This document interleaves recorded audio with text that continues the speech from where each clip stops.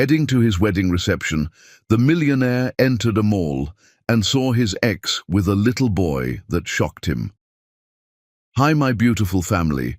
Welcome back to Mr. Peter's Family, your very own family story channel.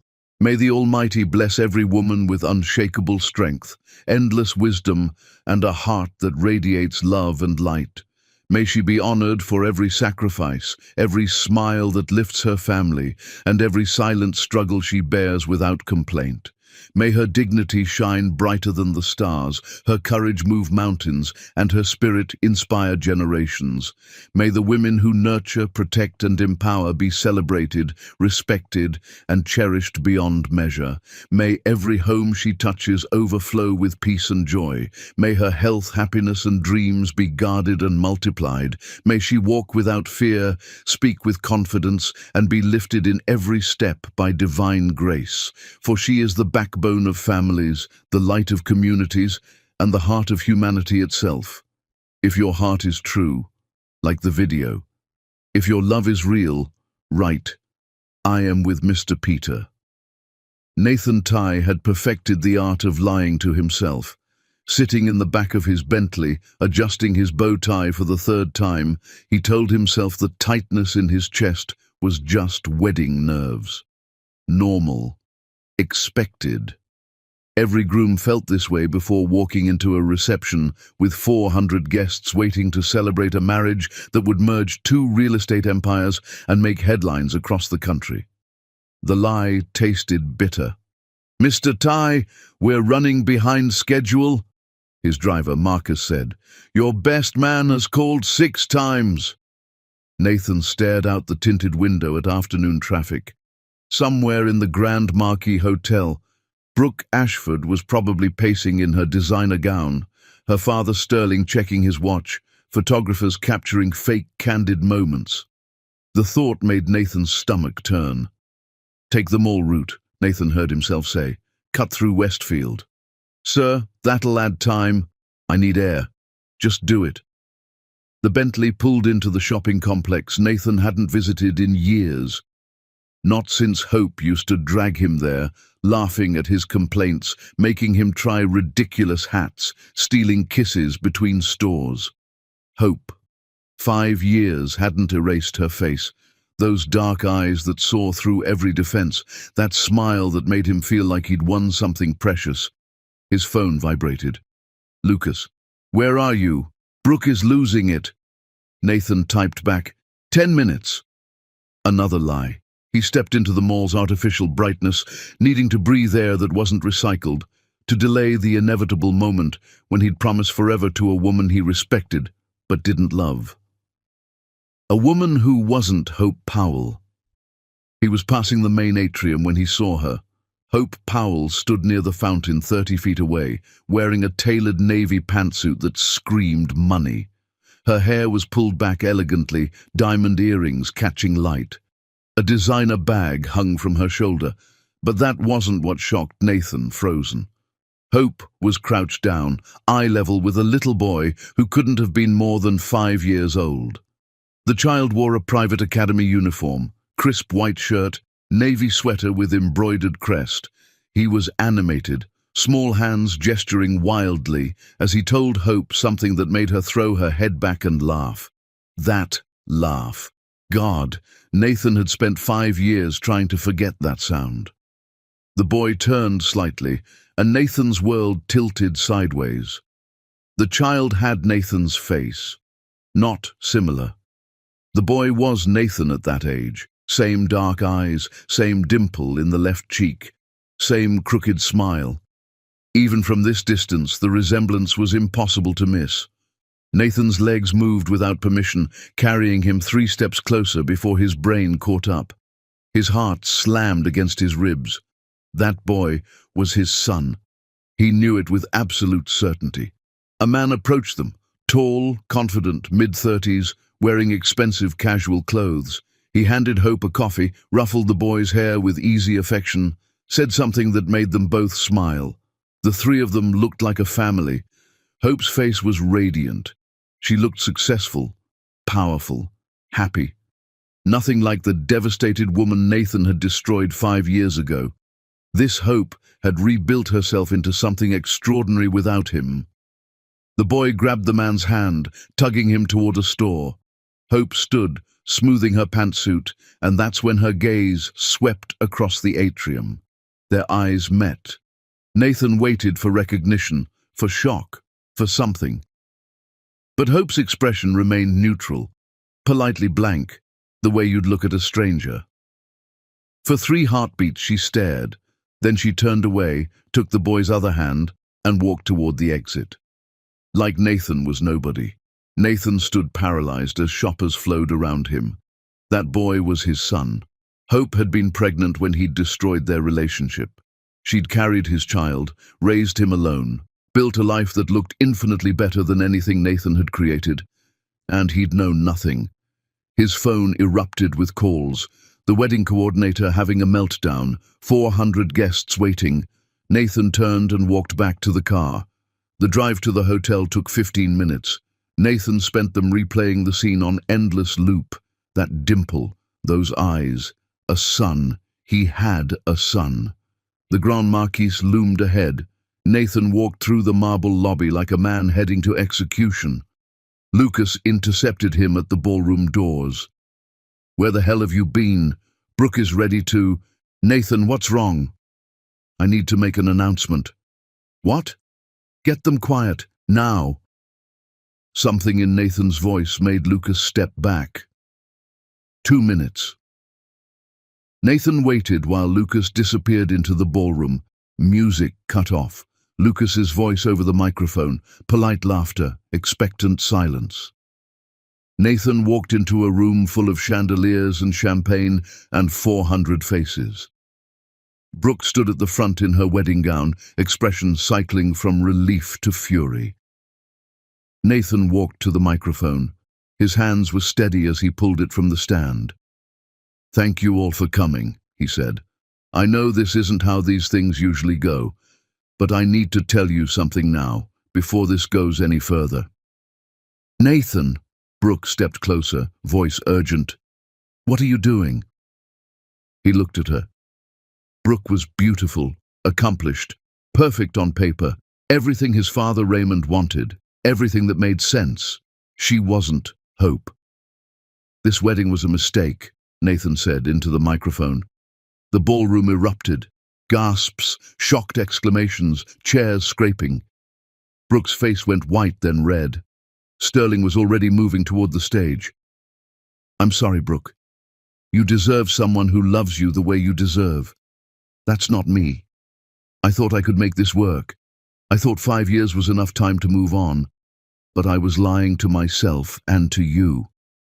"You're doing this now?" Brooke's voice cracked. "In front of 400 people?" "I know. But I saw something today that changed everything.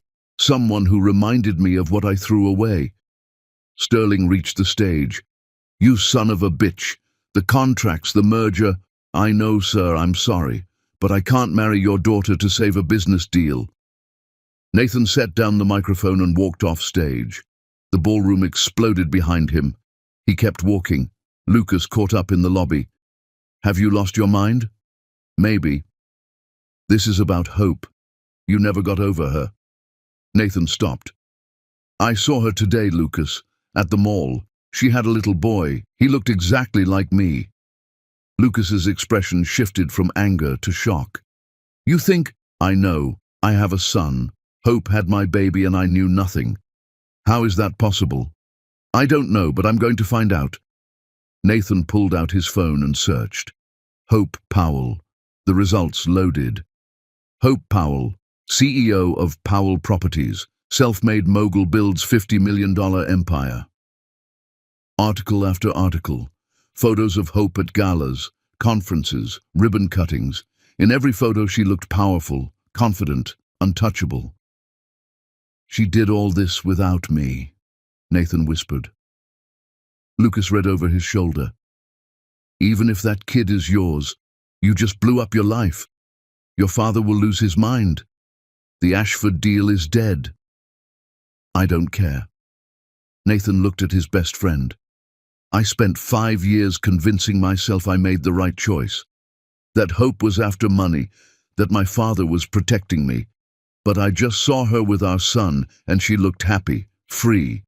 And I realized something. What? I'm the one who's been in prison, not her. Nathan pulled off his bow tie. I need to find her. I need to know the truth. What if she doesn't want to see you? Then I'll deserve it. But I have to try.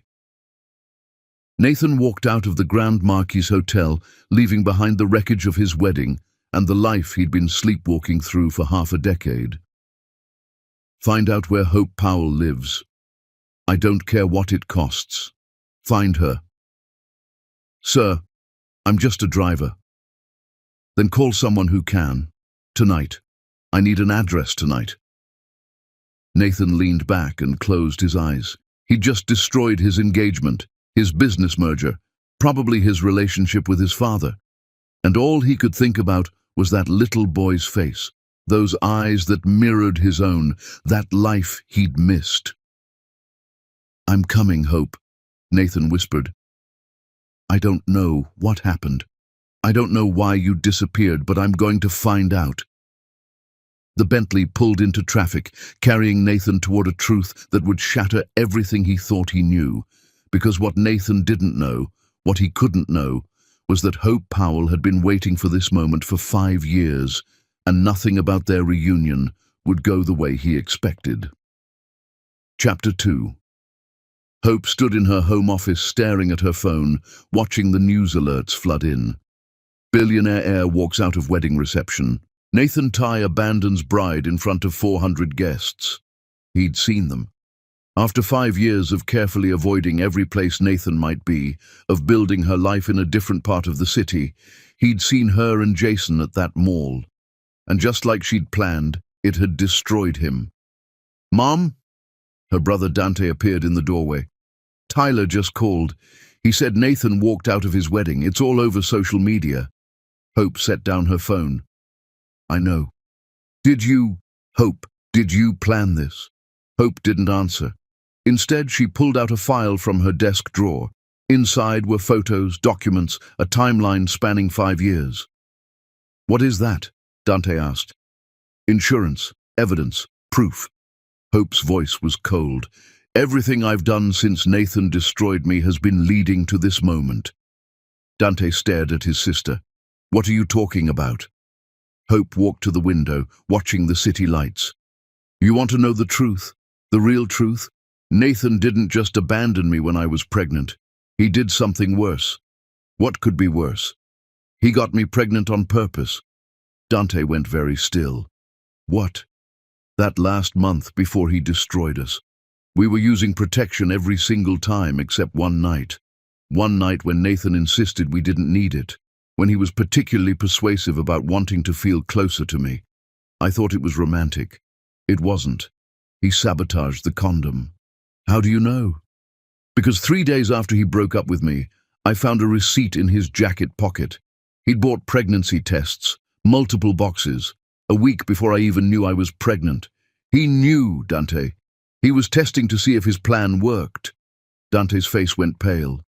Why would he do that? Because his father told him to. Raymond wanted insurance, a grandchild that would tie me to the family, make it harder for me to walk away if things went south. Nathan was young, stupid, and desperate to prove himself to his father. So he did it. But then he broke up with you anyway. Because I found out about the connection between our fathers before Nathan's plan could play out. When Raymond told Nathan about Dennis Powell, Nathan panicked. Thought I'd discovered his scheme, so he went nuclear, accused me of being a gold digger to cover his own manipulation. Classic projection. Hope turned from the window. I spent 5 years thinking Nathan destroyed me out of cowardice, that he believed his father's lies because he was weak. Then I hired a private investigator last year. Found out the truth. Nathan didn't just fail me. He deliberately tried to trap me. Jesus Christ, Hope. So I made a plan. A long, careful, patient plan. I built my empire not just out of spite, but as a weapon. I made myself powerful enough that when Nathan finally saw what he'd lost, it would destroy him. I made myself visible at exactly the right places. That mall? I knew Nathan's wedding was today, knew he'd take that route. Tyler helped me time it perfectly. Tyler's in on this? Tyler knows everything. The man at the mall? That was Tyler, playing the role of Jason's father figure, making sure Nathan saw us as the perfect happy family, making sure it killed him. Dante sat down heavily. You've spent 5 years plotting revenge. Not revenge, justice. Nathan tried to trap me with a baby. I'm going to use that baby to trap him. Except this time, I'm in control. I'm the one pulling the strings. And by the time I'm done, Nathan Ty will have lost everything. His father, his fortune, his freedom, his future, just like he almost made me lose mine. Hope, that's... What? Cruel? He tried to impregnate me without my consent to use as leverage. He's lucky I'm not pressing charges. Her phone buzzed. A text from an unknown number with an address. Marcus, Nathan's driver, sending her location like clockwork. She'd paid him well over the years to be her inside man. He's coming here. Tonight. What are you going to do? Hope smiled, and it was nothing like the warm smile she gave Jason. This smile was ice. I'm going to give him exactly what he wants. Access to his son. Supervised visits. A chance to prove himself. And while he's busy playing devoted father, I'm going to systematically destroy every part of his life until he has nothing left, just like he tried to do to me. Hope, this is insane. You're not this person. You're right, I wasn't, but Nathan Ty made me into this person when he violated my consent and my trust. Now he gets to meet the monster he created. The doorbell rang. Hope checked her appearance in the mirror, pulled on the mask of the heartbroken but noble single mother, the woman who just wanted what was best for her son. Mom? Loretta appeared. There's a man at the door. Says his name is Nathan Ty. Let him in, Hope said. Then to Dante, not a word. To anyone. This stays between us. Dante looked at his sister like he didn't recognize her. What happened to you?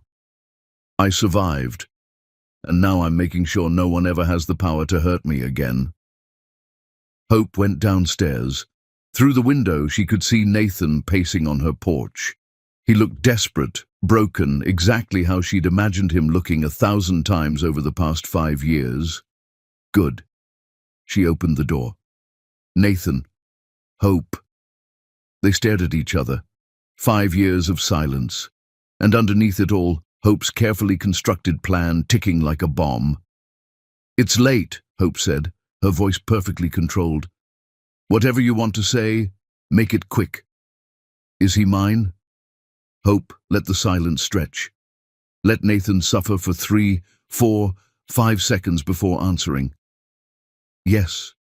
She watched Nathan's face crumble, watched tears fill his eyes, watched him break exactly the way she'd broken 5 years ago when she'd discovered what he'd done, and Hope felt nothing but cold satisfaction. I have a son. You have DNA in common with a child, that's all. For the next 30 minutes, Hope performed brilliantly, the wounded woman, the protective mother, the person who just wanted what was best for Jason. She negotiated supervised visits, set boundaries, made demands, all while hiding the truth. Every word was calculated, every emotion staged, every tear fake. Because Hope Powell had learned something important in 5 years of building an empire alone, power wasn't about money or success. Power was about control, and she was about to control every single aspect of Nathan Ty's destruction. First visit is Saturday, 10 a.m. park near the house, Hope said. Nathan's relief was pathetic.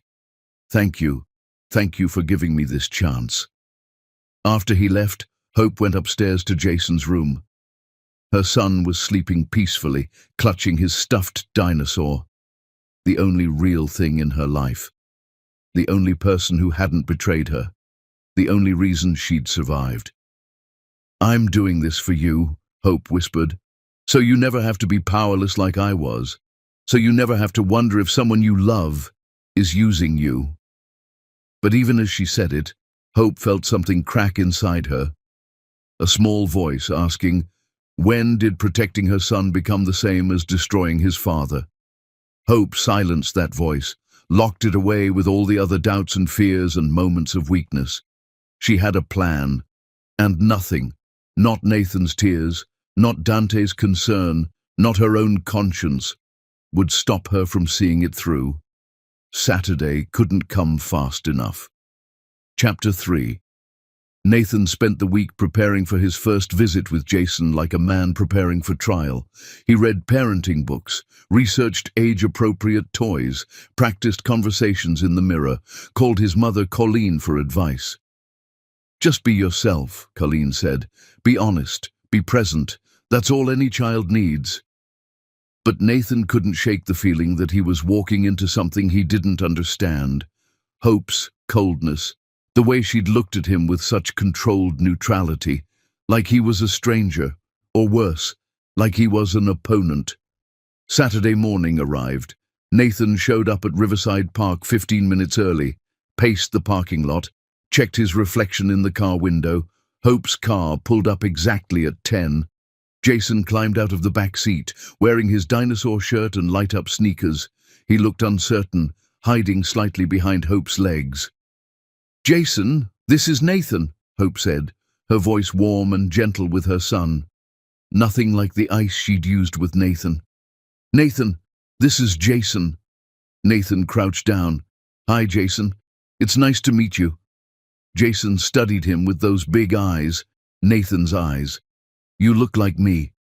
"You look like me," Nathan said, and his voice cracked. The first hour was awkward. Jason was shy. Nathan tried too hard. Hope watched everything with an expression Nathan couldn't read. But slowly, Jason warmed up. They talked about dinosaurs, about soccer, about school. Nathan pushed Jason on the swings and felt something in his chest break open when Jason laughed. This was his son, his child. 5 years he'd missed. 5 years he could never get back. When they went to get ice cream, Jason talked about Tyler. "He's my coach. He's really cool. He takes me and Mom to games sometimes." Nathan felt a stab of jealousy. Is he important to your mom?" Jason shrugged. "I guess. He's around a lot." Hope, sitting at the table with them, said nothing, just sipped her coffee and watched. "Mom, can Nathan come to my soccer game Wednesday?" Jason asked. Hope's hesitation was so brief Nathan almost missed it. "If Nathan wants to come." "I'd love to," Nathan said immediately. Wednesday at 4, Riverside Youth Soccer Complex. The visit ended with Jason hugging Nathan goodbye. Brief, but real. Nathan drove home feeling like he'd won something precious and terrifying all at once. That night, Lucas came over. "How'd it go?" "It was incredible. He's perfect, Lucas, smart and funny and—" "Nathan." Lucas's voice was serious. "I need to tell you something, and you're not going to like it." Nathan felt dread curl in his stomach. "What?" "I did some digging into Hope's past, into what happened after you two broke up." "Lucas, she hired a private investigator last year to investigate you and your father, spent a lot of money on it." "So?"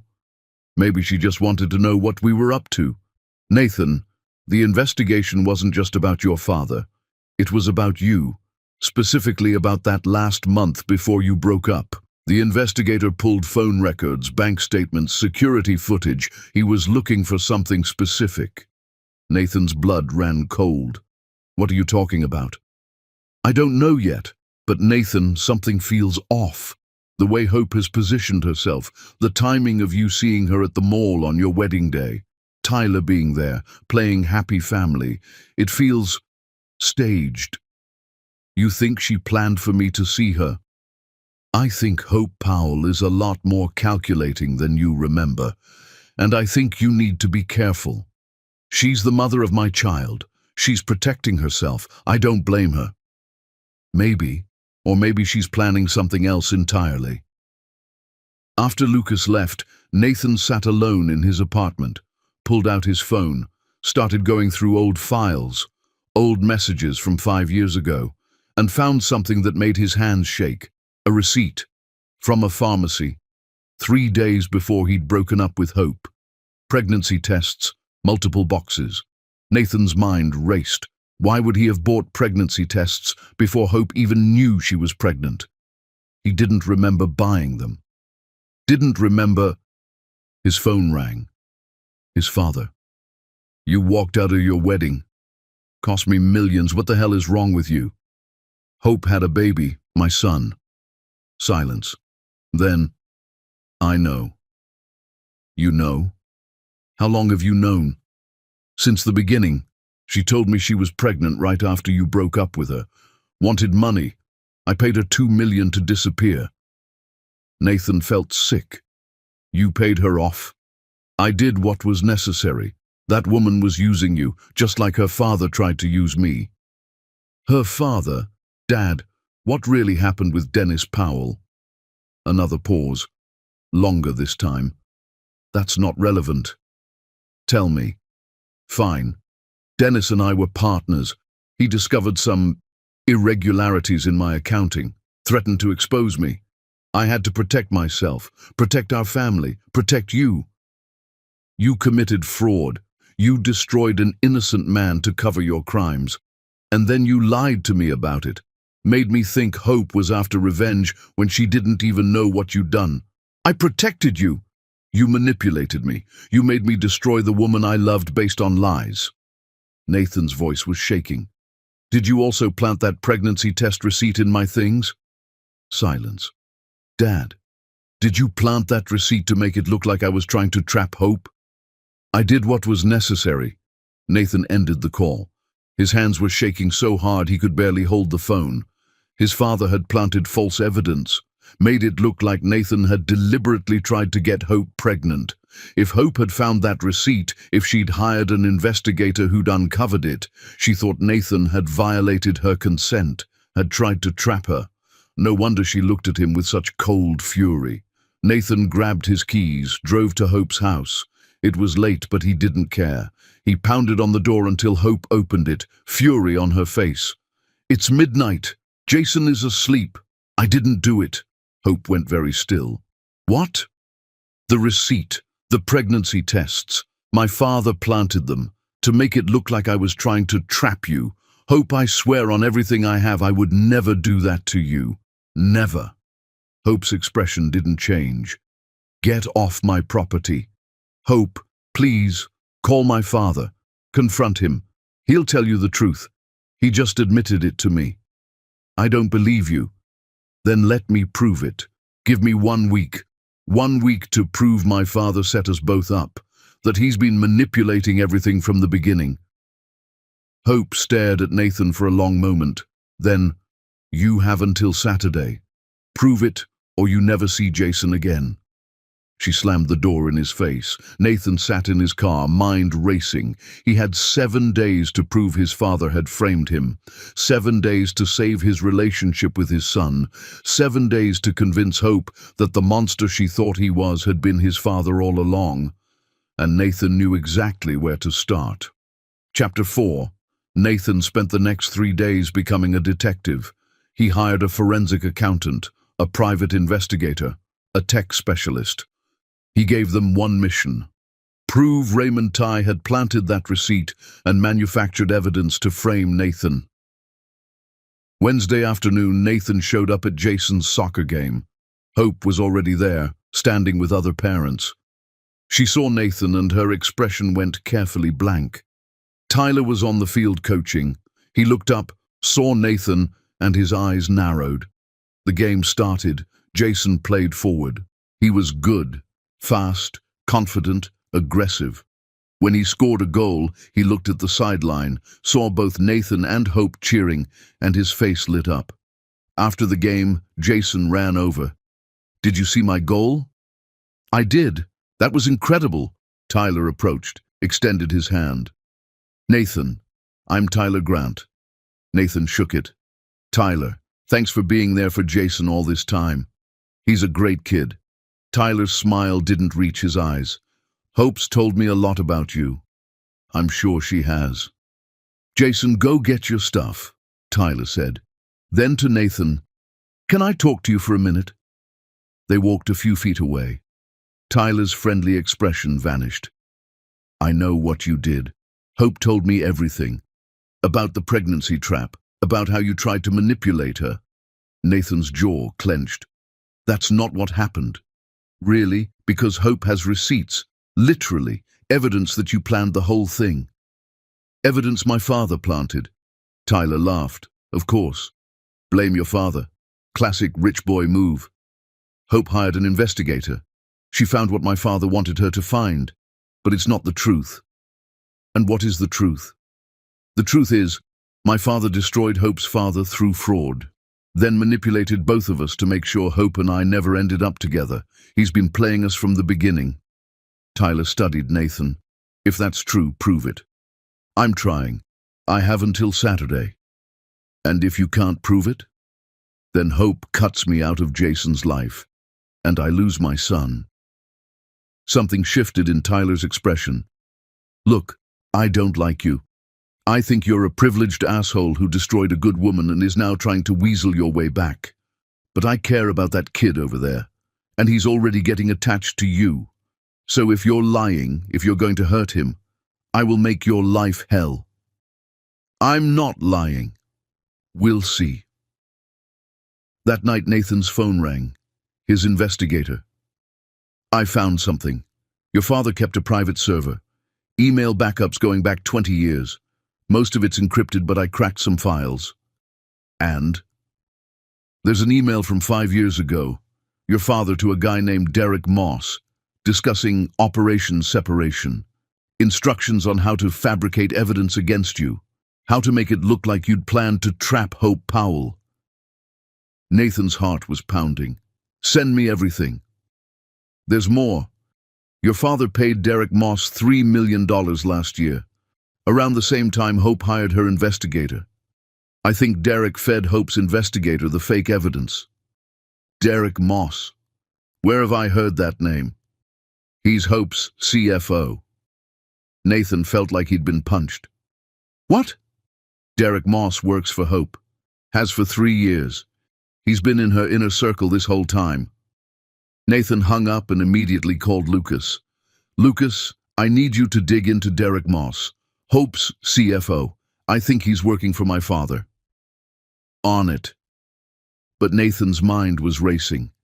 If Derek was Raymond's plant, and Derek had access to Hope's company, her files, her plans, what else had Raymond manipulated? The investigation, Hope's hatred of Nathan, even the timing of Nathan seeing Hope at the mall. Nathan drove to his father's estate, barged past the housekeeper, found Raymond in his study. Derek Moss, how long has he been working for you? Raymond didn't even look up. Since before Hope hired him. You planted him in her company. I placed a loyal employee where he could be useful. To do what? Spy on her? Feed her fake evidence about me? Raymond finally looked at Nathan. To protect you. Hope Powell is dangerous. She's been planning something for years. Derek keeps me informed. Planning what? I don't know yet. But that woman is not the victim you think she is. She's calculating, patient, dangerous. You're paranoid. Am I? Ask yourself why Hope built her entire empire in complete secrecy, why she's been carefully positioning herself in places you'd see her, why she has a file in her office labeled with your name that she doesn't know Derek's seen. Nathan went cold. What's in the file? I don't know. Derek only saw the label. But Nathan, that woman has been preparing for something, and I think you seeing her at the mall wasn't an accident. I think she's been waiting for this moment. You're lying. You've been lying about everything. Then explain the file. Explain why she's kept detailed records of your life for 5 years. Explain why Tyler Grant, her supposed boyfriend, has no social media, no background before 3 years ago, no history. Nathan felt sick. What are you saying? I'm saying Hope Powell might be running a con. And you're the mark. Nathan left his father's estate with his mind spinning, drove home, pulled up everything he could find on Tyler Grant. Raymond was right. Tyler Grant had no digital footprint before 3 years ago. No college records, no previous addresses, like he'd appeared out of nowhere. Nathan called his investigator. "I need you to run a deep background on Tyler Grant. Everything. I don't care what it costs. I'll get back to you tomorrow." Nathan couldn't sleep. Spent the night going over everything. Every interaction with Hope, every word, every expression. Had she been playing him, using his guilt and desperation to manipulate him? Or was his father manipulating him all over again, making him doubt the one person who'd never lied to him? Thursday morning, Nathan's investigator called back. "Tyler Grant is an alias. Real name is Tyler Morrison. Former actor. Worked in LA for 10 years doing bit parts and commercials. He moved here 3 years ago, right around the time Hope was looking to hire a soccer coach for Jason. An actor. Gets better. Tyler Morrison was paid $50,000 last year. Deposited into an offshore account. Came from a shell company that traces back to Hope's business." Nathan felt his world tilt. Hope paid Tyler? To do what, I don't know. But whatever their relationship is, it's not romantic. It's business. Nathan drove to Hope's office, pushed past her assistant, barged into her corner office where Hope was on a phone call. She ended the call, fury on her face. "What the hell? Tyler's an actor, you paid him. This whole thing has been staged, hasn't it?" Hope's expression went carefully neutral. "Get out. The soccer coach thing, the perfect family at the mall, making sure I saw you on my wedding day, you planned all of it. I said get out. Why, Hope? Why go through all this? If you hate me that much, why not just keep Jason from me completely?" "Because I'm not the villain you think I am." "Then what are you?" Hope stood up, walked to her window. For a long moment she didn't speak. Then, "You want the truth? Fine. Yes, I hired Tyler. Yes, I made sure you'd see us at the mall. Yes, I've been planning this for a long time." Nathan felt his heart break all over again. "Why?" "Because I needed to know. I needed to see if you'd walk away from your perfect life for a son you'd never met. I needed to see if you'd choose us or choose comfort. And you did. You walked out of that wedding. You came looking for Jason. You proved something I needed you to prove." "Which was what?" "That you're not your father." Hope turned to face Nathan, and for the first time he saw something real in her eyes. Not coldness, not calculation. Pain. "I found that receipt 5 years ago, Nathan. The pregnancy tests. I thought you'd planned to trap me. I thought everything we had was a lie. So I left, built my life, built my empire, but I also built a test, because I needed to know, was Nathan Ty a man who'd abandon his child for convenience? Or was he a man who'd fight for his son? And if I'd failed your test, then you'd have proven I was right about you all along, and I'd have raised Jason alone forever, knowing I'd dodged a bullet. But I didn't fail." "No, you didn't. You destroyed your engagement, your business merger. You've been showing up, being consistent, fighting for access to Jason even when I made it hard." Nathan stepped closer. "So what now? Was this all just a test? Are you going to tell me I passed and send me on my way?" "I don't know." Hope's voice cracked. "Because I'm still terrified, Nathan. I'm terrified that receipt was real. That you really did try to trap me. And even if your father planted it, even if everything was his manipulation, how do I ever trust you again? How do I know you won't hurt me again?" "You don't. I can't promise I'll never hurt you. But Hope, I can promise I'll never lie to you. I'll never manipulate you. And I will spend every day for the rest of my life proving I'm worthy of you and Jason." "That's not enough." "Then what is?" Hope looked at Nathan, with tears streaming down her face. "I don't know. I just don't know." Nathan's phone buzzed. A text from Lucas. "Emergency. Your father is holding a press conference in an hour. Says he's announcing something about Hope and Jason. Get there now." Nathan showed Hope the text. He's going nuclear. Let him. I can handle your father. Not this. Not if he has Derek feeding him information about your company, about your plans. Hope, my father is about to burn both of us down. Hope stared at the text, then at Nathan. For 3 seconds, they stood in silence. Then Hope grabbed her car keys. Come on, we end this today. Chapter 5. Raymond Tai stood behind a podium at the Tai Corporation headquarters, cameras flashing, reporters jostling for position. Nathan and Hope burst through the doors, just as Raymond began speaking. Thank you for coming. I'm here to address false allegations about my family and to reveal the truth about Hope Powell, CEO of Powell Properties. Stop, Nathan shouted from the back. Raymond's eyes narrowed. Security! I said stop. Nathan pushed through the crowd. You're not doing this. Nathan, sit down. This doesn't concern you. It concerns me completely. You've been manipulating both of us for 5 years, planting evidence, lying, destroying people to cover your own crimes. It ends now. Raymond's face went red.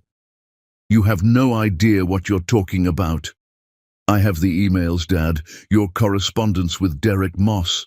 Instructions on how to fabricate evidence against me, how to make it look like I tried to trap Hope with a pregnancy.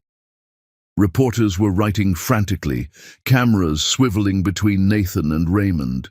You're upset, emotional, you don't know what. I know you committed fraud against Dennis Powell, destroyed his company through illegal means, drove him to suicide, then spent 20 years covering it up. That man tried to destroy me. That man was your partner, your friend, and you betrayed him. Raymond looked at the reporters. My son is clearly having a breakdown. Hope stepped forward. I'm Hope Powell, Dennis Powell's daughter, and I have evidence of everything Nathan just said. Bank records, emails, testimony from former employees. My father didn't try to destroy Raymond Tai. Raymond destroyed my father to cover his own crimes. And when I fell in love with Nathan, Raymond manipulated us both to keep us apart. You can't prove. I can prove all of it. In fact, I'm filing charges tomorrow morning. Fraud, conspiracy, wire fraud. Your employees are ready to testify in exchange for immunity. It's over, Raymond. Raymond's face went white. You can't do this. I'm Nathan's father. You're a criminal, Nathan said, and you're done hurting people I love. Security was moving in. Raymond was shouting. Reporters were swarming with questions. In the chaos, Nathan grabbed Hope's hand and pulled her toward the exit.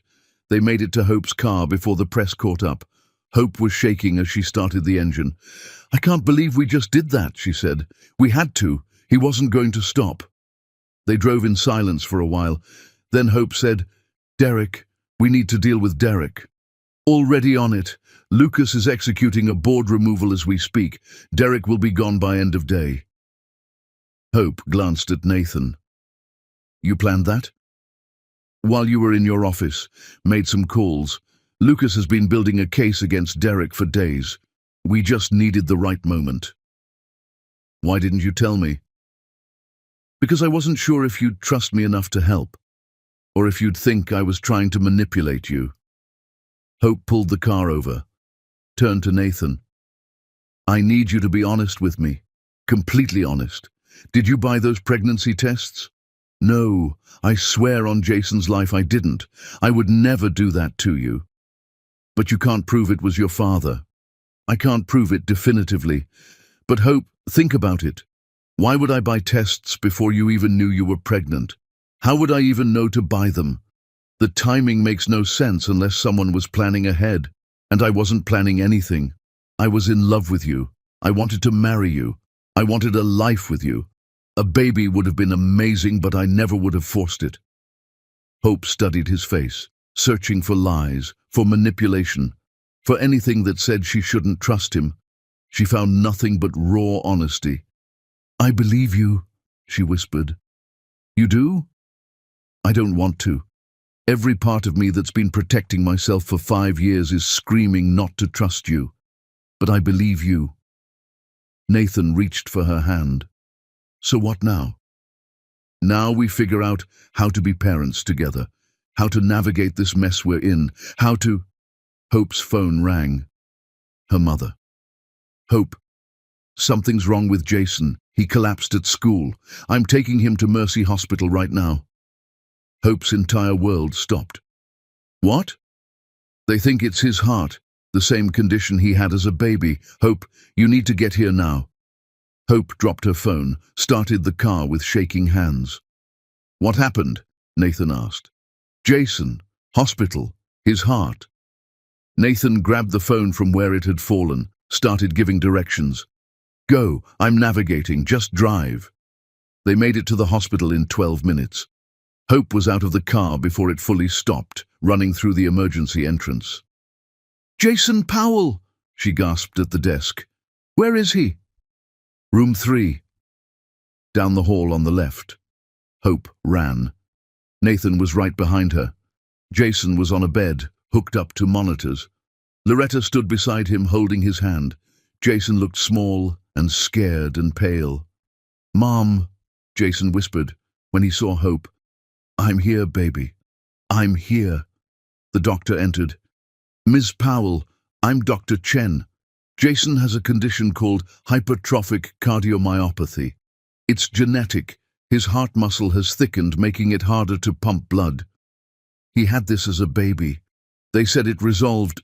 Sometimes it appears to resolve, but actually just goes dormant. Jason's case has progressed. He's going to need medication. Whatever he needs, Hope said. Whatever it costs, I don't care. We'll take good care of him. The doctor left. Hope collapsed into the chair beside Jason's bed, holding her son's hand. Mom, I'm scared, Jason whispered. I know, baby. But you're going to be okay. The doctors are going to fix you. Is Nathan here? Hope looked up. Nathan stood in the doorway, looking devastated. I'm here, buddy, Nathan said, coming to the other side of the bed. Are you going to leave? Jason asked, his voice small. What? No. Never. When I got sick as a baby, my dad left. Mom said you didn't know about me. But now you know. And I'm sick again. Are you going to leave? Nathan felt tears streaming down his face.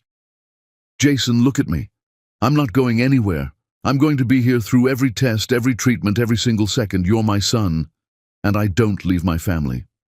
Promise? I promise. Jason nodded, his eyes drooping. The medication was making him sleepy. Hope and Nathan sat on either side of Jason's bed, watching him sleep. Loretta had gone to get coffee. This is my fault, Hope whispered.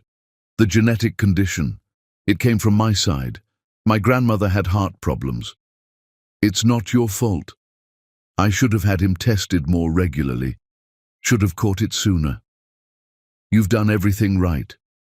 You've been an incredible mother. Hope looked at Nathan. I'm sorry. For the test. For making you prove yourself. For not trusting you.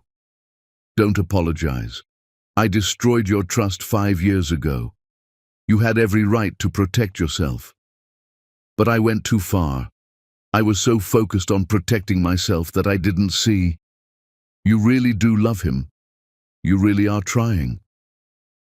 I love him. And Hope, I love you. I never stopped. Before Hope could respond, the doctor returned. We have the test results. Jason's condition is serious but manageable with medication and lifestyle changes. However, there's a complication. He's going to need a transplant within the next few years, sooner if the condition deteriorates faster. A heart transplant? Hope's voice was barely audible. Yes, I'm sorry, but the good news is, with proper management, Jason can live a full normal life until we find a donor. After the doctor left, Hope broke down. Nathan held her while she sobbed. We'll get through this, Nathan said. Together. I can't lose him, he's everything. You won't. We won't. I'll use every resource I have, every connection, whatever it takes. They stayed at the hospital for 3 days while doctors ran more tests and adjusted Jason's medication. Nathan never left, called in favors, got consultations from the best pediatric cardiologists in the country, made lists of treatment options. Hope watched him with their son, watched him be patient when Jason was cranky from the medication, watched him read dinosaur books to distract Jason during blood draws, watched him be the father she'd always wished he'd been, and something inside Hope's carefully constructed walls finally cracked completely. On the third night, after Jason fell asleep, Hope and Nathan walked to the hospital cafeteria. "I need to tell you something," Hope said, "about the file in my office, the one with your name on it." "You don't have to." "I do, because you deserve the truth. That file? It's not a revenge plan, it's not evidence against you, it's letters." "Letters?" "Letters I wrote to you, over 5 years, hundreds of them, everything I wanted to say but couldn't. About Jason, about us, about how much I missed you, even though I hated myself for it. I never sent them. I kept them in that file because it was the only way to feel connected to you." Nathan stared at her. "You missed me. Every day, even when I thought you'd violated my trust, even when I was planning to test you. I missed you so much it physically hurt, and I hated myself for it." "Hope, I'm not done. I also need to tell you that Tyler isn't just an actor I hired. He's my cousin, my mom's nephew. He moved here to help me with Jason after his own divorce. I paid him to be Jason's coach, but the rest, the friendship, the support, that was real. I asked him to play a role at the mall because I needed you to see us as a happy family. I needed to see your reaction. But Tyler's not a con artist. He's just a good guy who's been helping his cousin survive." Nathan absorbed this. So everything wasn't a manipulation. Some of it was. The mall, the timing, the staging. But my feelings for Jason, real. My need to protect him, real. My terror of trusting you again, very, very real. Nathan reached across the table and took Hope's hand. "I have something to confess too. When my father called that press conference, I had a choice. I could have let him reveal whatever he wanted about you and dealt with the fallout, or I could burn down my relationship with him forever. And Hope, I didn't even hesitate, because choosing you and Jason was the easiest decision I've ever made." "Nathan, I'm not done either. These 3 days, watching Jason be scared and brave and vulnerable, it made me realize something. I didn't just miss 5 years of his life. I missed 5 years with you. 5 years where we could have been fighting through this together. 5 years where you didn't have to be strong alone. And I can't get those years back. But I can make sure I'm here for every day going forward." Hope felt tears streaming down her face. "I'm still scared. So am I. But Hope, being scared together is better than being strong alone." They sat in the hospital cafeteria, holding hands across a plastic table, and for the first time in 5 years, Hope let herself believe that maybe, just maybe, they could survive this. The next morning, Jason was discharged with a bag full of medications and a list of restrictions. No intense physical activity, no soccer for now, regular checkups every month. Jason took it hard. "No soccer, but I love soccer." "I know, buddy," Nathan said, "but we're going to find other things you love just as much, I promise." "Like what?"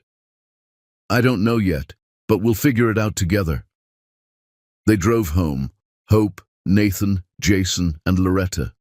When they pulled into Hope's driveway, Nathan said, "I should probably go. Let you guys get settled." "Stay," Jason said immediately. "Please?" Hope and Nathan looked at each other. She nodded. Nathan stayed for dinner, then for a movie. Then Jason fell asleep on the couch between them. "I should put him to bed," Hope whispered. They carried Jason upstairs together, tucked him in, stood watching him sleep. "Thank you," Hope said, "for staying, for being here. There's nowhere else I'd rather be." They went downstairs. Loretta had discreetly gone to her room. Nathan should have left then, should have gone back to his apartment, but he didn't want to, and Hope didn't ask him to. "I'm terrified," Hope said, sitting on the couch, "of Jason's condition, of trusting you, of getting hurt again." Nathan sat beside her. "I know. But I'm also tired. I'm so tired of being strong and guarded and angry. I'm tired of protecting myself. I just want... What do you want? I want us. The US we were before everything went wrong. I want to believe we can have that again. Then believe it. Hope looked at Nathan, and for the first time in 5 years, she let her walls come completely down. I love you, she whispered. I never stopped. Even when I tried to hate you, even when I thought you'd betrayed me, I never stopped loving you. Nathan kissed her, soft and gentle and full of 5 years of longing. When they pulled apart, Hope was crying again. We're going to mess this up, she said. We're going to fight and struggle and hurt each other. Probably, but we'll also figure it out. Together. Promise? I promise. They fell asleep on the couch, tangled together, and for the first time in 5 years, neither of them had nightmares. Chapter 6. 3 months passed. Jason's conditions stabilized with medication. He switched from soccer to chess, discovering he was brilliant at strategy. Nathan taught him to play, spending hours at the board, while Jason beat him consistently. You're letting me win, Jason accused. I'm really not. You're just better than me. Hope's company survived the Derek scandal. She promoted from within, built a stronger executive team, and her revenue actually increased. Raymond faced criminal charges. The trial was set for later in the year. Nathan had cut contact completely, and Nathan and Hope were learning to be together again, not the way they were 5 years ago. That relationship had been built on naivety and passion. This one was built on truth and hard-won trust. They went on dates, real dates where they talked about their fears and dreams and everything they'd missed. They argued sometimes about parenting strategies, about boundaries, about what the future looked like, but they worked through it. Nathan still lived in his apartment. They hadn't rushed back to living together, taking it slow, learning each other again. Then Hope got a call from the hospital. Ms. Powell, we found a donor match for Jason. The surgery can happen in 2 weeks. Hope felt the world tilt. 2 weeks? But I thought it would be years. A match became available. It's rare. We need to move quickly.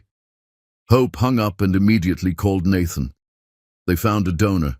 Jason's surgery is in 2 weeks. I'm coming over. 20 minutes later, Nathan was at Hope's house. They sat Jason down together. Buddy, the doctors found a heart for you. You're going to have surgery. Jason's eyes went wide. Will it hurt? You'll be asleep. You won't feel anything. And when you wake up, you'll be able to run and play and do everything you used to do. Really? Really? Jason processed this. Then, I'm scared. That's okay. Being scared is normal. Will you both be there? Hope and Nathan looked at each other. Yes, both of us, the whole time. The next 2 weeks were a blur. Pre-op appointments, consultations, preparing Jason emotionally. Hope worked from home. Nathan barely worked at all. They spent evenings together. Hope, Nathan, Jason, Loretta, playing board games, watching movies, being a family. One night after Jason was asleep, Nathan said, I need to ask you something. Okay? After the surgery, when Jason's recovered, I want to marry you. Again. For real this time. Hope's breath caught. Nathan, I'm not asking now. I'm just telling you that's what I want. And I want you to think about it. No pressure, no timeline. Just know that's where my head is. Why wait until after surgery? Because I don't want you thinking I'm asking because I'm scared. I'm asking because I love you. Because I want a future with you and Jason. Because every day I spend with you makes me more certain that you're it for me. Hope felt tears burn. I want that too. Yeah? Yeah. But Nathan, I need you to know something. If Jason doesn't make it through surgery, don't say that. Listen, if Jason doesn't make it and we're together, I don't know if I could survive losing both of you. I don't know if our relationship would survive that grief. Then it's a good thing Jason's going to be fine. You can't know that. I do know it. Because Jason is strong. He's got your determination and my stubbornness. He's going to come through this surgery and live a long, healthy life. And then he's going to walk you down the aisle when we get married. Hope smiled through her tears. You're very sure of yourself. I'm sure of us. The day of surgery arrived. Hope and Nathan checked Jason into the hospital at 5 a.m. The surgical team prepped him. Jason was brave until the moment they wheeled him away. Mom? Dad? His voice was small. I love you. We love you too, baby, Hope said. We'll be right here when you wake up. They watched Jason disappear through the surgical doors. Then Hope collapsed against Nathan, sobbing. He has to be okay. He has to. He will be. The surgery was supposed to take 6 hours. Hope and Nathan sat in the waiting room, unable to speak, unable to do anything but hold each other. Loretta was there, Dante, Lucas. Even Colleen came, offering quiet support. 4 hours passed, then 5, 6. At hour 7 the surgeon emerged. Hope and Nathan stood so fast they knocked over chairs. Mr. and Mrs. Powell, it doesn't matter. How is he? The surgery went well. We had some complications with bleeding, which is why it took longer. But Jason's heart is strong. The transplant took. He's going to be in ICU for a few days, but he's going to make it. Hope's legs gave out. Nathan caught her. They held each other and cried. 2 hours later, they were allowed to see Jason. He was unconscious, hooked up to a dozen machines, but his new heart was beating strong on the monitor. Hope held his small hand. You did it, baby. You're so brave. Nathan stood on the other side of the bed, his own hand on Jason's arm. I'm so proud of you, buddy. Over the next 3 days, Jason slowly woke up. Groggy from medication, sore from surgery, but alive, healing. On the 4th day, he was transferred to a regular room, started physical therapy, complained about hospital food. Can I have pizza? Jason asked. Not yet, the nurse said, but soon. That's the worst news I've ever heard. Hope and Nathan laughed. If Jason was complaining, he was going to be fine. A week after surgery, Jason was discharged. Medications, restrictions for a few months. But otherwise, a clean bill of health. They drove home as a family. Jason fell asleep in the back seat, exhausted. We made it, Hope whispered. We did. Nathan, about what you said, about getting married. Yes. Ask me again, when you're ready, and I'll say yes. Nathan pulled the car over, turned to look at Hope. Are you serious? I'm serious. I love you. I trust you. I want to build a life with you. So when you're ready to ask, I'm ready to say yes. Nathan kissed her, deep and full of promise. From the back seat, Jason's sleepy voice. Are you guys kissing again? Gross. They both laughed. 3 months later, Jason was fully recovered. Back to chess, back to running around, his scar healing nicely. Nathan moved into Hope's house. They were a family in every way that mattered. One Saturday morning, Nathan made breakfast while Hope and Jason set the table. Perfectly normal, perfectly domestic. Jason, can you go get your grandmother? Nathan asked. Which one? Both. Jason ran off. Hope looked at Nathan suspiciously. What are you planning? You'll see. Loretta and Colleen appeared. Lucas arrived. Dante showed up. What's going on? Hope asked. Nathan got down on one knee right there in the kitchen. Hope Powell, 5 years ago, I was supposed to marry you, and I destroyed everything. I was a coward who let my father manipulate me into throwing away the best thing in my life. I missed Jason's first 5 years. I missed watching you build an empire. I missed being the partner you deserved. But I'm here now, and I'm not going anywhere. So I'm asking, will you marry me again? For real this time? Will you let me spend the rest of my life proving I'm worthy of you and Jason? Hope was crying. Yes. God, yes. Nathan slipped the ring on her finger. Everyone cheered. Jason made gagging sounds, but he was grinning. "When's the wedding?" Jason asked. "Whenever your mom wants." "Tomorrow," Hope said. "What? I'm serious. I don't want a big wedding. I don't want to wait. I just want to be your wife, so let's do it tomorrow. Small ceremony, just family." "You're sure?" "I'm sure." The next day, they had a ceremony in Hope's backyard. 20 people. Simple vows. Jason was the ring bearer. When Nathan kissed Hope, Jason cheered loudest of all. They were finally, truly, completely a family. Chapter 7. Marriage was harder than Hope expected. Not because she didn't love Nathan, but because blending their lives after 5 years of being independent was complicated. Nathan had opinions about Jason's bedtime. Hope had systems for running the household that Nathan disrupted. They argued about money, about parenting, about whose turn it was to do dishes. "I thought marriage would be easier the second time," Hope said one night after a particularly heated argument about Jason's homework schedule. "Why would you think that?" "Because we've already been through hell. This should be the easy part. Marriage is never easy. It's work, but it's worth it." "Is it? Because right now I'm wondering if we should have just stayed dating." Nathan pulled Hope close. "You don't mean that." "No, but I'm tired. Tired of working full-time and managing the household and trying to be a good wife and a good mother." "Then let me help more." "You do help." "Not enough, apparently." "Hope, tell me what you need." So Hope did.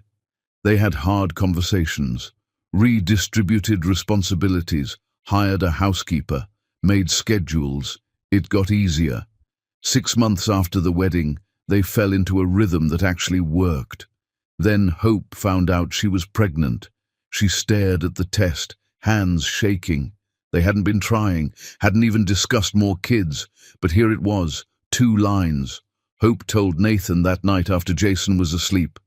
"I'm pregnant." Nathan's face went through shock, fear, and then joy. "We're having a baby. We're having a baby. How do you feel about it?" Terrified, excited, overwhelmed, all of it. "Me too." This pregnancy was different from Jason's. Hope wasn't alone, wasn't scared she'd have to do it by herself.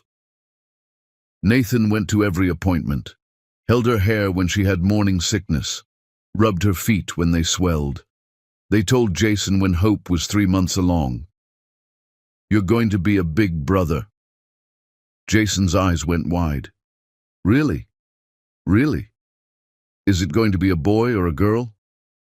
"We don't know yet. Do you have a preference?" "A brother, so I can teach him chess." "What if it's a sister?" "Then I'll teach her chess.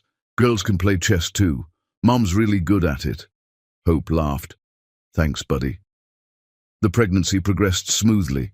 No complications. Hope worked until she was 8 months pregnant, then finally agreed to maternity leave. At 38 weeks, Hope went into labor. This time, Nathan was there for everything, held her hand, breathed with her, told her she was strong. After 12 hours, their daughter was born. Grace Colleen Ty, healthy, screaming, perfect. When Jason met his sister, he stared at her with awe. "She's so small. You were this small once. Can I hold her?" They helped Jason hold Grace. He looked down at her with such gentle love that Hope started crying. "I'm going to protect you forever," Jason whispered to his sister. Hope and Nathan looked at each other over their children and knew they'd finally gotten it right. Life settled into beautiful chaos. 2 kids, 2 careers, marriage, family dinners, soccer games and chess tournaments, birthday parties and ordinary Tuesdays. Grace grew into a fierce, fearless toddler. Jason became her protector and favorite person. Nathan and Hope learned to navigate parenthood together. It wasn't perfect. They still argued, still struggled, still had days where they wondered if they were doing it right. But they had each other, and that made everything possible. When Grace was 2, Hope got a call. Her lawyer. "Raymond Ty was convicted. He's going to prison for 15 years. Hope hung up and told Nathan. How do you feel? Nathan asked.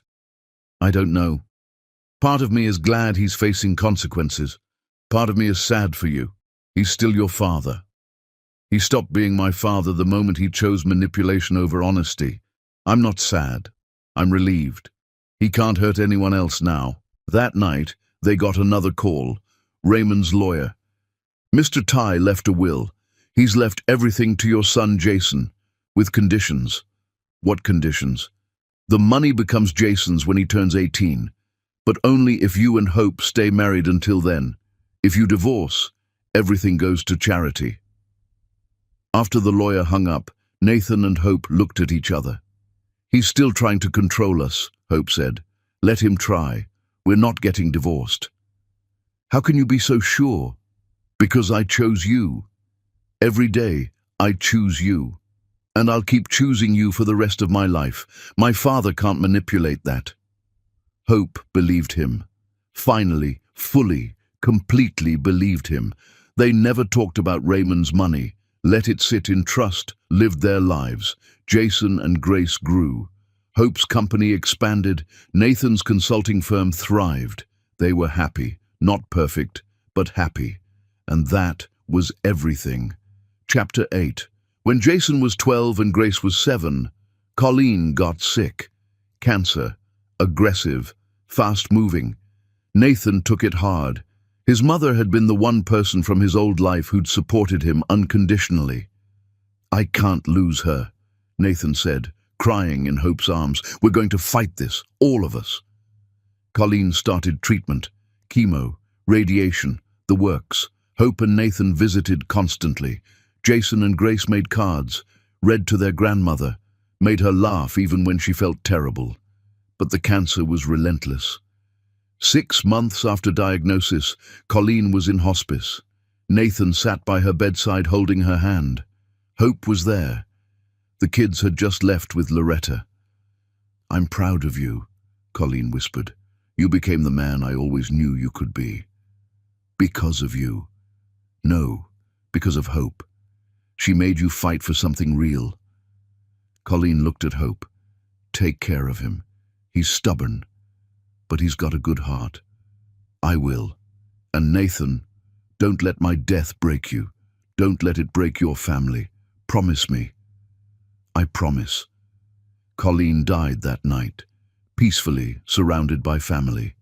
Nathan broke completely. Hope held him while he sobbed, let him grieve, took over everything, the funeral arrangements, the kids, the house, work. Jason and Grace didn't understand why their dad was so sad. Hope tried to explain. He lost his mom. It hurts really bad. Like how you lost your dad? Jason asked. Yes, exactly like that. Will he be okay? Eventually, but it's going to take time. Nathan spent 2 weeks barely functional. Then slowly, he started coming back, going through Colleen's things, sharing stories with the kids, remembering the good times instead of just the pain. One night, 3 weeks after Colleen's death, Nathan said, I understand now. Understand what? Why you were so angry when I abandoned you. Loss is devastating, but losing someone while also feeling abandoned, that's unbearable. And I did that to you, made you feel abandoned while you were pregnant and terrified. I'm so sorry. Nathan, we've moved past. I know, but I needed to say it. Because going through this with you by my side, I can't imagine how you survived going through Jason's birth alone.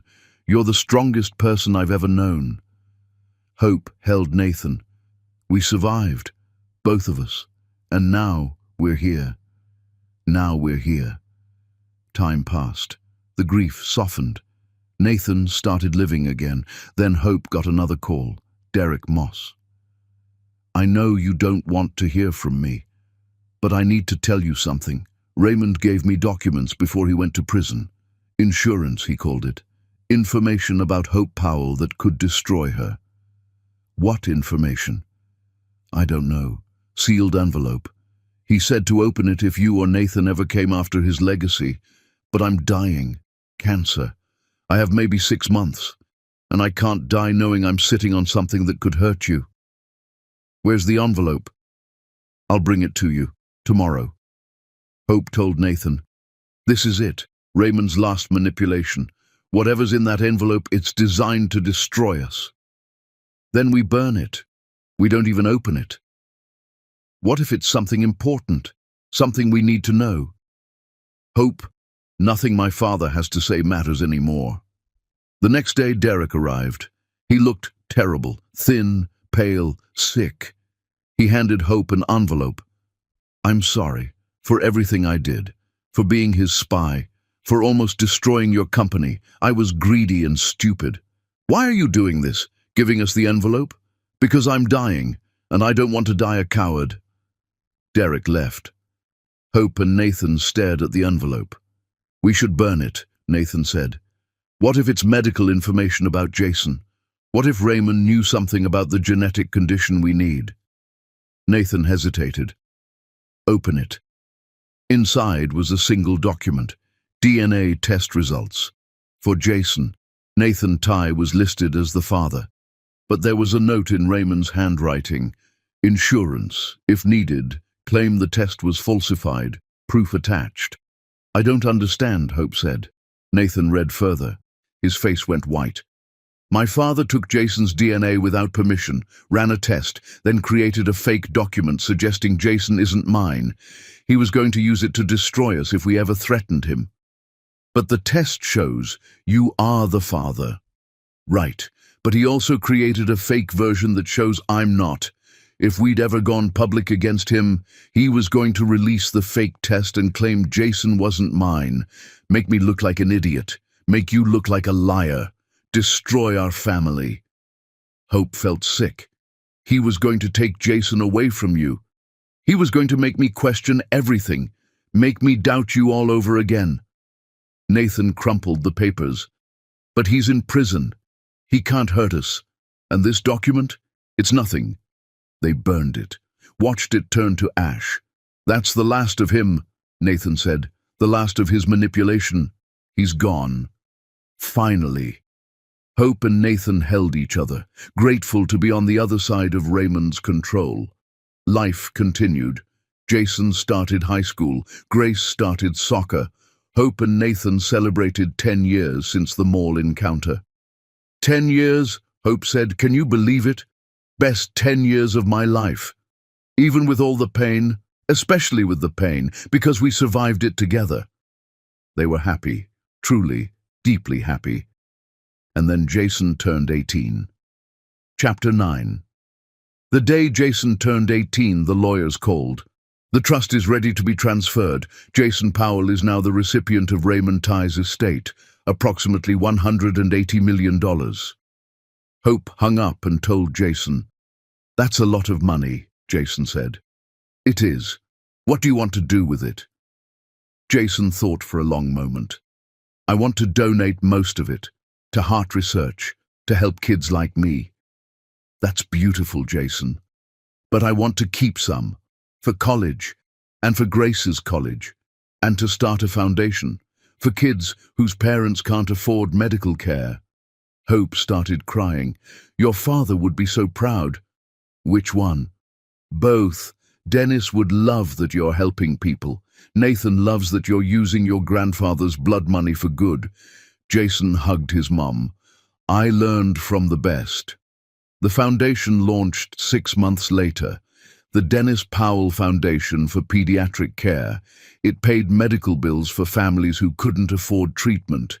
Jason managed it while attending college. Grace helped during summers. Nathan and Hope provided business guidance. Raymond's evil legacy became something beautiful. But then Jason came home for Christmas break with an announcement. I found something about Grandpa Raymond, about why he really hated Grandpa Dennis. What did you find? Nathan asked. Dennis wasn't just Raymond's business partner. He was Raymond's half-brother. The room went silent. What? Hope whispered. Their father had an affair. Dennis was the result. When their father died, he left half the company to Dennis. Raymond couldn't handle being equals with his bastard half-brother, so he destroyed him. Nathan felt sick. My father killed his own brother. Half-brother. But yeah. Hope looked at Nathan. That means Jason is Dennis Powell's grandson, through me and through you. We're related. Jason nodded. Distantly, fourth cousins or something. But yeah. Does this change anything? Grace asked. Everyone looked at the 9-year-old. Does it change that we're a family? Grace asked. Because we were a family before we knew. So why would it change now? She was right. Nothing changed. They were still a family, still loved each other, still were building a life together. But knowing the truth, knowing Raymond had destroyed his own half-brother out of jealousy and pride, made everything make sense. He was a monster, Nathan said. He was a man who made terrible choices, Hope corrected, and we're making different ones. That spring, Jason graduated from college, started working at the foundation full-time. Grace was excelling in soccer. Hope's company was valued at over $200 million.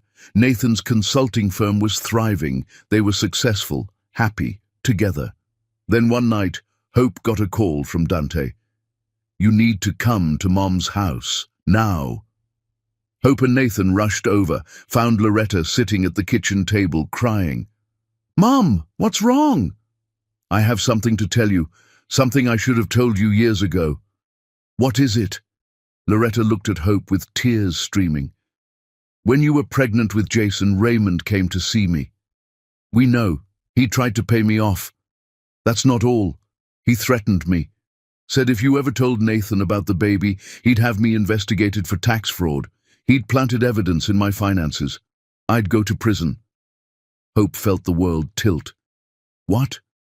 I'm so sorry. I wanted you to tell Nathan, wanted you to fight for your family, but I was terrified, and I let my fear control you. I'm the reason you didn't tell Nathan about Jason, not your pride, my cowardice. Hope couldn't speak. Nathan said, Did you tell the police? This is extortion. The evidence is gone. Raymond had it destroyed before he went to prison. But I lived with this guilt for 18 years. I couldn't die without telling you the truth. Hope hugged her mother. It's okay. We're okay now. But I cost you 5 years. You were protecting yourself. I don't blame you. But later that night, Hope broke down. My mother kept that secret for 18 years, lived with that guilt, all because of Raymond. He destroyed so many lives, Nathan said. Even after death, we're still discovering his damage. When does it end? When do we finally get to be free of him? Maybe never completely. But Hope, we're as free as we're going to get. We have each other.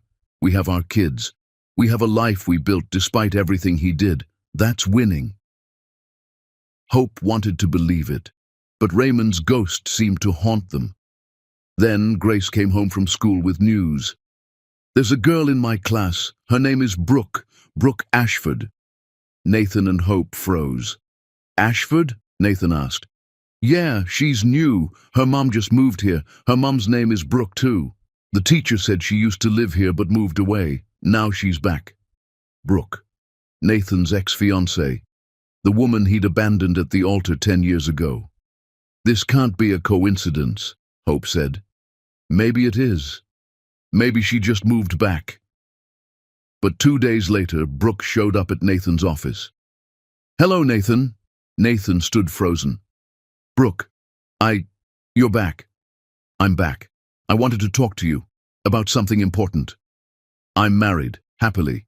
If you're here to...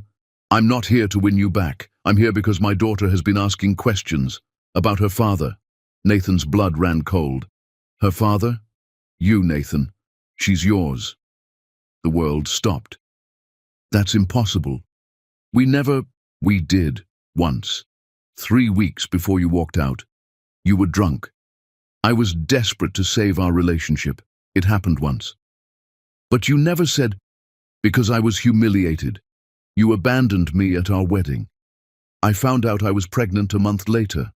I moved away, raised her alone. But now she's asking questions. She's friends with Grace. She knows Grace's father is Nathan Ty, and she wants to know why her mother won't tell her who her father is. Nathan felt like he was going to be sick. You're sure she's mine? DNA test. I'll show you. Brooke pulled out a document. Clear as day. Nathan Ty was the father. Why are you telling me now? Because I'm dying. Same cancer that took your mother. I have maybe a year. And I can't die without telling my daughter who her father is. She deserves to know you. Nathan couldn't speak. I'm not asking you to raise her. I'm not asking for money. I just want her to know you before I'm gone, so she doesn't grow up wondering. I need to talk to my wife. I understand. Here's my number. Call me when you're ready. Brooke left. Nathan sat in his office, world crumbling. He had another daughter, with Brooke, a daughter he'd never known about. He drove home, told Hope everything. Hope stared at him. You have another child. I didn't know. I swear I didn't know. But you slept with her. I was drunk. It was a mistake. I thought I could make the relationship work. It was before I saw you at the mall, before everything changed. Hope stood up, paced the room. So let me get this straight. We have Jason, who you didn't know about for 5 years. We have Grace, who was planned. And now we have a 10-year-old daughter you also didn't know about. How many more secret children are out there, Nathan? That's not fair. Isn't it? Because from where I'm standing, you have a pattern of not knowing about your own kids. Hope, please. I need space. I need to think. Hope, just give me space. Hope left, drove to Dante's house, broke down crying. He has another daughter, with Brooke, and I don't know if I can handle this. What are you going to do? I don't know. Part of me wants to run. Part of me wants to stay and fight. Part of me just wants to scream. What does your heart say? My heart says that little girl deserves to know her father, that Grace deserves to know her half-sister, that Jason deserves to know he has another sibling, but my heart also says I'm terrified. Terrified this will break us. Terrified I'm not strong enough for this. Hope, you've survived everything. You'll survive this too. Will I? Because I feel like I'm breaking. Hope stayed at Dante's for 3 days. Nathan called constantly, texted, begged her to come home. Finally, Hope called him back. We need to meet, just us. They met at a coffee shop, neutral ground. I'm sorry, Nathan said immediately. I should have told you about that night with Brooke. I should have. You didn't know you slept with her. You were drunk. I can't blame you for that. Then what are you mad about? I'm not mad. I'm terrified. Nathan, every time we get stable, something from your past explodes. Your father, your family, now this. And I don't know if I can keep surviving these explosions. So what are you saying? I'm saying I need you to make a choice. That little girl needs a father. She deserves to know you. But if you bring her into our family, everything changes. Grace will have a sister she didn't expect. Jason will have another sibling. Our family will expand in a way that's complicated and messy. So you need to decide, are you ready for that? Are you ready to be a father to 3 children instead of 2? What if I'm not? Then you walk away from Brooke's daughter, and you live with that choice. And what about us? Us? Nathan, I don't know. I love you, but I'm exhausted. I'm tired of fighting, tired of surviving, tired of your past showing up and destroying our present. So you want a divorce? I don't know what I want. I just know I can't keep doing this. They sat in silence for a long time. Then Nathan said, I want to meet her, Brooke's daughter. I want to know her before I make any decisions. Okay. Will you come with me? Hope hesitated. Then, yes, because that little girl deserves to see what a real family looks like, even if ours is falling apart. They met Brooke and her daughter, Lily, at a park the next day. Lily looked like Brooke but had Nathan's eyes. She was quiet, shy, curious. Hi, Nathan said. I'm Nathan. I know, Mom told me. You're my dad. I am. I'm sorry I didn't know about you before. It's okay. Mom said you didn't know. They talked for an hour, about school, about soccer, about chess. Lily was smart, funny, kind, and Nathan felt his heart break all over again. Another child he'd missed years with, another daughter he should have known. When it was time to leave, Lily hugged Nathan. "Will I see you again?" Nathan looked at Hope. She nodded. "Yes, you'll see me again." That night, Nathan and Hope sat in their bedroom. "She's wonderful," Hope said. "She is. You have to be in her life, you know that, right?" "I do. But Hope, what does that mean for us?" "I don't know. I just know that little girl deserves a father, and you're her father. And Grace? Grace deserves to know her sister. We'll figure it out." "Are we going to be okay?" Hope looked at Nathan, really looked at him. "I don't know. Ask me again in a year." It wasn't the answer Nathan wanted, but it was honest, and honesty was all they had left. Chapter 10, 1 year later. Hope stood in her kitchen watching through the window. Nathan and Jason were playing chess while Grace and Lily kicked a soccer ball around the backyard. Lily came over every weekend now. She was part of their family in a way that felt natural despite the complicated beginning.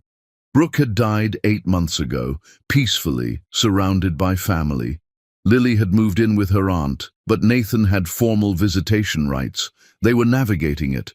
Hope and Nathan had been to marriage counseling for 6 months, working through the hurt, the resentment, the exhaustion. It hadn't been easy. There were days Hope wanted to walk away, days Nathan thought they'd never make it, but they kept showing up, kept fighting, kept choosing each other even when it would have been easier to quit. "Mom, are you crying?" Grace appeared in the kitchen doorway. "Happy tears, baby, just watching our family. Our weird, complicated family. The best kind of family." Grace hugged her mom, then ran back outside. Nathan came inside. "Hey, you okay?" "Yeah, just thinking. About 10 years ago, when you saw me at that mall, how everything changed. Best day of my life." "Really? Not our wedding? Not when Grace was born?" "Those were incredible. But that day at the mall, that was the day I woke up. The day I started actually living instead of just existing." Hope smiled. "Even though I made you prove yourself for months?" "Especially because of that. You made me earn my way back. You made me become the man I should have been from the beginning." Nathan pulled Hope close. "I know this year has been hard. With Lily, with grief, with everything. But I want you to know, I'm not giving up on us." "I know, I'm not giving up either." "Yeah? Yeah, Nathan, we've survived everything, your father's manipulation, my revenge plot, medical emergencies, secret children, actual death. If we can survive all that, we can survive anything. So we're okay. We're better than okay. We're us." They stood in their kitchen holding each other while their children played outside. Jason was studying engineering, planning to design medical equipment. Grace was considering professional soccer. Lily was discovering a love for art. They were all thriving, all finding their paths, all part of this weird, complicated, beautiful family. That night, after the kids were asleep, Nathan and Hope sat on their back patio. "I have something to tell you," Hope said. "Should I be worried?" "No, I'm shutting down the foundation." Nathan sat up. "What? Why?" "Because Jason doesn't need me hovering. He's ready to run it himself, and I'm ready to do something else." "Like what?" "I want to teach real estate development at the university, help young people who are where I was, broke, ambitious, full of dreams." Nathan smiled. "That's perfect." "You think so?" "I think you're going to change lives." "What about you? Any big plans?" "Actually, yes. Lucas and I are shutting down the consulting firm." "What?" "We're starting something new, a non-profit that helps families going through custody battles, provides free legal services, makes sure kids don't get lost in the system like Jason almost did." Hope started crying. "Nathan, that's beautiful. We've been given so much. It's time to give back." They sat in comfortable silence. Then Hope said, Do you ever wonder what would have happened if you hadn't seen me at the mall that day? Every day, and I'm grateful I did. Even though it's been hard, especially because it's been hard. Easy doesn't build character. Easy doesn't create bonds that last. We went through fire together, and we came out stronger. We did, didn't we? We really did. Hope leaned against Nathan. I love you, more now than I did 10 years ago. Same, because I know you now, really know you. Not just the woman I fell in love with, but the warrior who survived, the mother who built an empire, the partner who didn't give up on me, even when she should have. You know what I think? Hope said. What? I think your father did us a favor. How do you figure? Because his manipulation forced us apart, and being apart taught us who we really were, what we were really made of. When we came back together, we weren't naive kids anymore. We were people who'd survived hell, and that made our love unbreakable. So Raymond's cruelty made us stronger. In a twisted way, yes. Nathan thought about that. I still hate him for what he did. Me too, but I'm grateful for what we became because of it. They fell asleep on the patio, tangled together under a blanket. Inside, Jason was studying for finals. Grace was drawing soccer plays in her notebook. Lily was finishing a painting of their family. 4 kids, 2 parents, one messy, complicated, beautiful life. The next morning, Hope woke to Jason shaking her shoulder. Mum, Dad, wake up, I have news. They stumbled inside. Grace and Lily were already at the kitchen table. What's going on? Nathan asked. I got accepted to Harvard Medical School. Hope screamed. Nathan grabbed Jason in a bear hug. Grace and Lily cheered. I thought you were doing engineering, Hope said. I changed my mind. I want to be a pediatric cardiologist.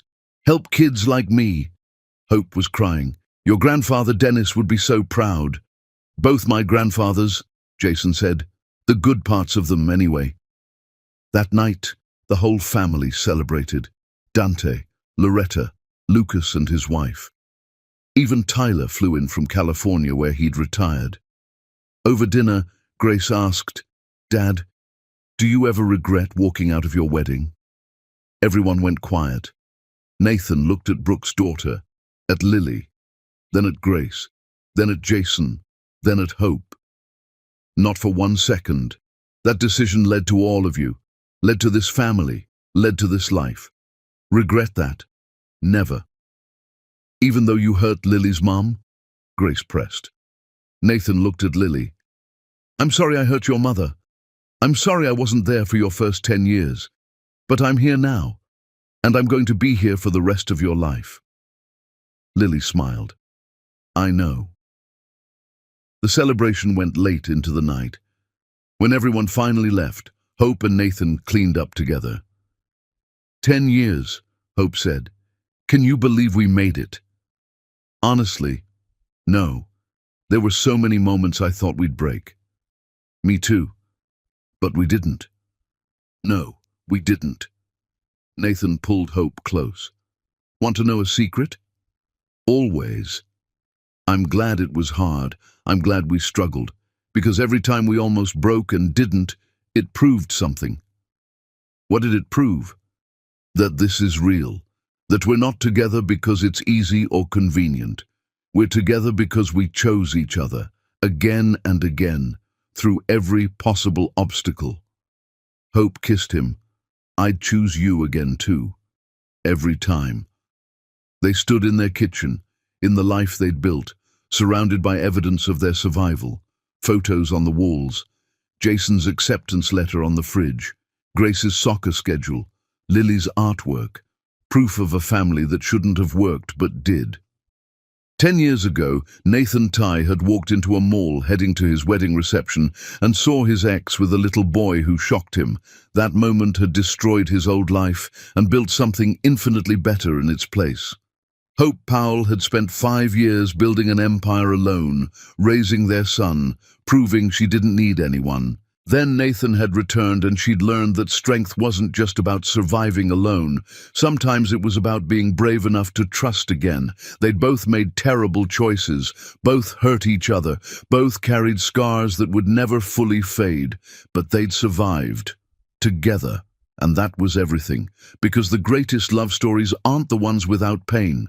They're the ones where people choose love anyway, where they fight through fire and come out stronger, where they prove that broken things can be healed if both people are willing to do the work. Nathan and Hope had done the work, and their reward was this: a messy, complicated, absolutely beautiful family, 4 kids who were thriving, careers that made a difference, a love that had been tested in every possible way and survived. 10 years after that moment in the mall, they finally had their happy ending. Not perfect, not easy, not without scars, but theirs. And that made it the greatest love story of all. Epilogue. The steady beat. The monitor in the OR hummed, a sound that had once been the soundtrack of Jason's own survival. Now he was the one holding the scalpel. He looked down at the 7-year-old on the table. "I've got you," Jason whispered, a promise passed down from a father who had once stayed when it was easier to run. In the waiting room, Nathan and Hope sat hip to hip.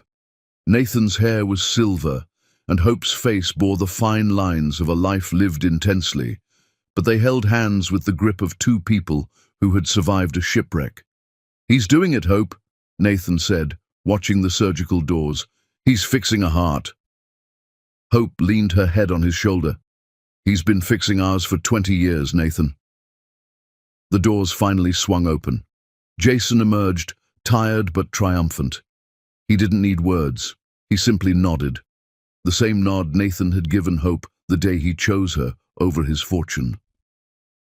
As they walked out of the hospital into the cool night air, the Ty Powell family was no longer a headline or a scandal. They were just people. Nathan looked at the city lights and then at his wife. The ghosts of the past, the lies, the secret tests, and the man who tried to break them had finally stopped screaming.